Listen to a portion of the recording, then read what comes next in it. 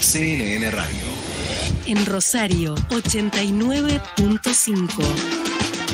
Bueno, muy bien. Vamos ahora a conversar con el doctor Marcelo Elizondo, que es analista y consultor en negocios internacionales y director de la consultora Desarrollo de Negocios Internacionales. Marcelo, ¿qué tal? Buen día. Marcelo Fernández en CNN Radio Rosario. Buen día, un gusto. ¿Cómo están? Igualmente, muy bien, muchas gracias.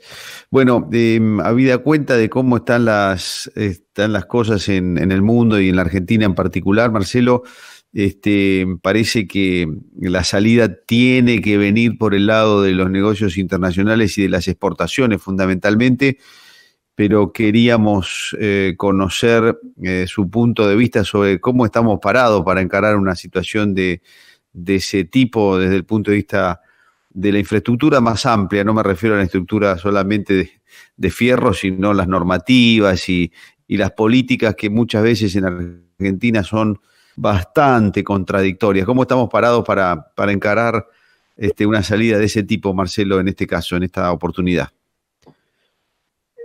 Hay cierta coincidencia en que una vía para la recuperación económica de la Argentina es exportar más. Digo cierta coincidencia porque todo el mundo admite que no es la única herramienta, pero si la Argentina exportara más tendría muchos beneficios, más ingreso de dólares, más producción y por lo tanto más generación de empleo, más tasa de inversión, más calidad en la producción de bienes y servicios por la competencia internacional. Es lo que la evidencia muestra que le pasa a los países que tienen más inserción económica externa.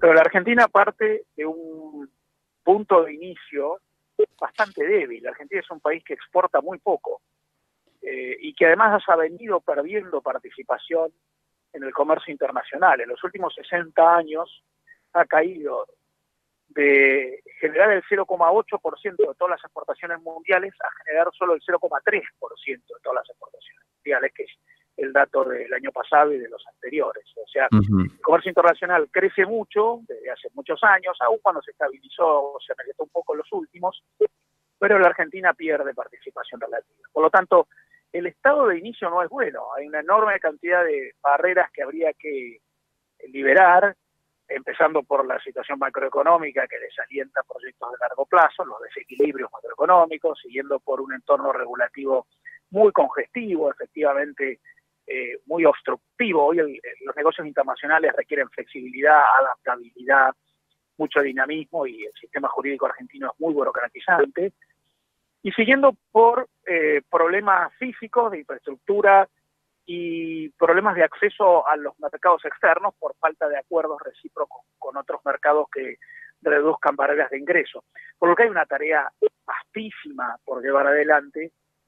Los resultados están calificando la situación actual como una situación que no es la ideal. Sí, evidentemente tenemos mucha tarea por delante antes de plantarnos con una política exportadora seria. El caso en Rosario estamos viviendo, bueno, lo vio el país con mercado libre, es otra cosa, pero me refiero a esto. Hay sindicatos que están todavía parados en el siglo pasado, y aquí en Rosario están apretando empresas por este tema de las afiliaciones, y entonces las empresas no pueden trabajar y no pueden exportar. Estamos en la edad de piedra, Marcelo, antes de poder pensar en alguna transformación que nos haga competitivos internacionalmente y profesionales, ¿no? Bueno, por eso yo mencionaba antes que puede haber una coincidencia en que hay que exportar más.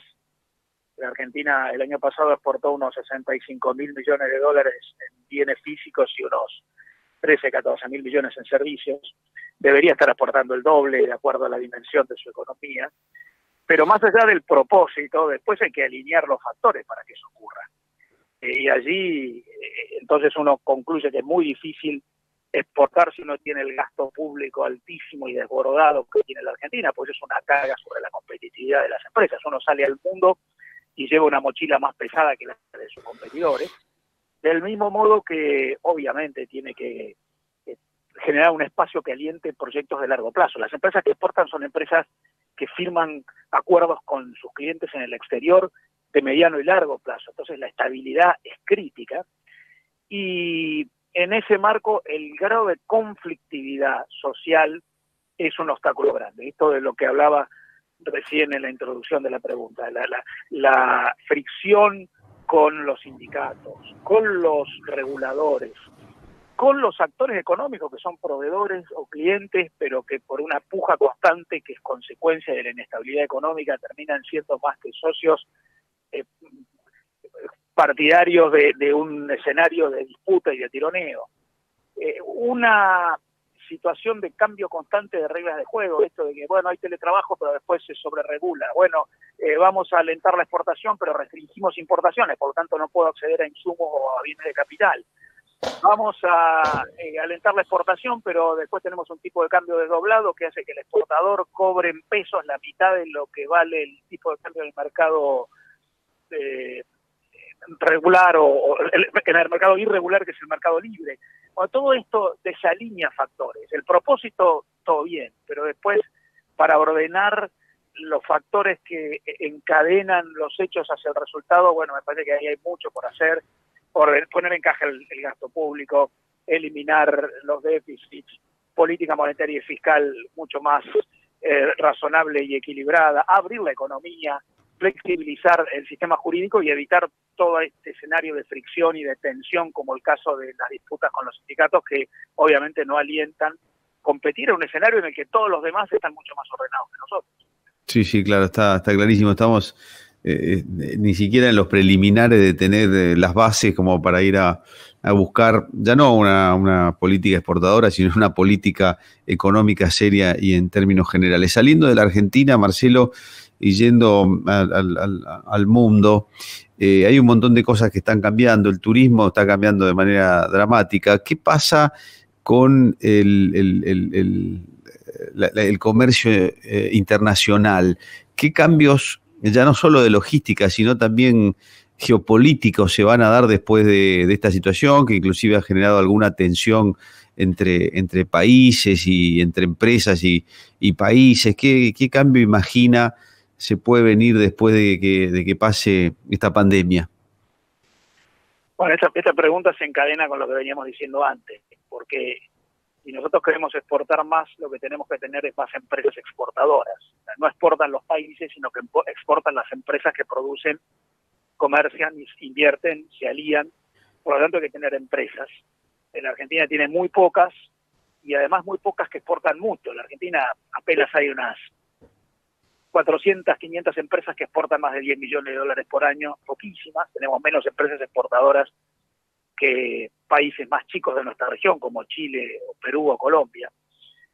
Este es un punto de partida también complicado, porque efectivamente, como mencionaba en la pregunta, el comercio internacional está cambiando. Está cambiando, en primer lugar, porque hay más exigencias cualitativas, hay más estándares requeridos, normas técnicas a cumplir. El mundo, sobre todo después de la pandemia, acelera un proceso de más requisitos de calidad, porque hay más sensibilización en los consumidores, en los reguladores, en las propias empresas en relación a sus proveedores.